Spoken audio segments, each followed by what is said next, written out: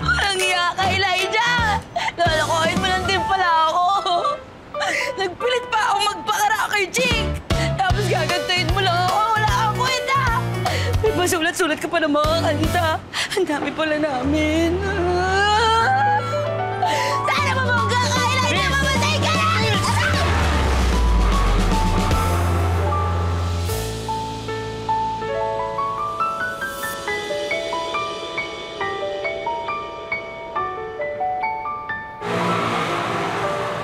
Miss, okay ka lang? Parang wala ka sa sarili mo. Ha? Alata ba? Nag-iisip lang ako. Salamat, niligtas mo ako, Teka, parang pamilyar ka. Ha? Oo, naging kliyente na kita. Kliyente? Di mo na maalala? Cal Jane Tattoo Shop. Di ba ako pa nga nagtattoo sa inyo ng boyfriend mo eh. Ikaw gumawa nito? Gustuhan mo?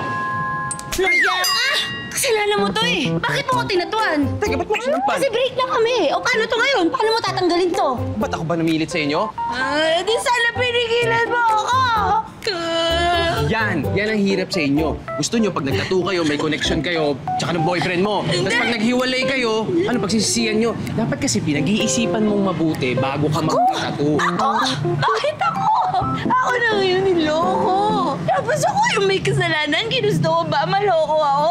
Hindi ko gusto yun. Like, ano gusto mo hingin ko? Ay, sige, magbabae ka. Miss, teka lang. Alam ka naman kasalanan ko, di ba? Oo, talaga. Alam mo, sige na. Thank you na lang at niligtas kita. Salamat, ha? Lahat na lang iniiwan ako, pati ikaw! Ayoko na. Saan ako pupunta? So tapos na yung rocker girl era mo. Balik ka na dyan sa pa-sweet girl mo. Siyempre, bakit ko ba gagawin yun?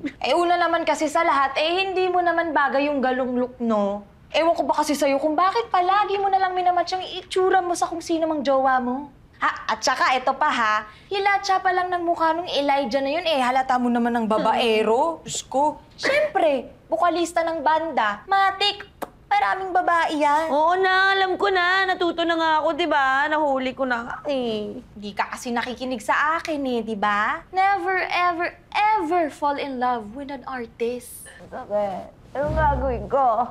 Ha? Anong gagawin ko? Artsy ako eh. Anong artsy? Yung mga namingit ko.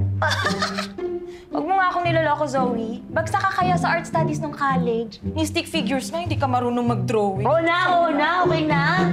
Beshi, Mm. hindi ako matutuluyan eh. Pwede ba dito muna ako? Oo naman, Beshi. Ikaw pa ba? Totoo. Oo naman.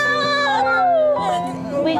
Ang pawis mo, Kadiri. Juicy ka pa, nilalambing ka na nga Huwag ka na umiyak. Thank you.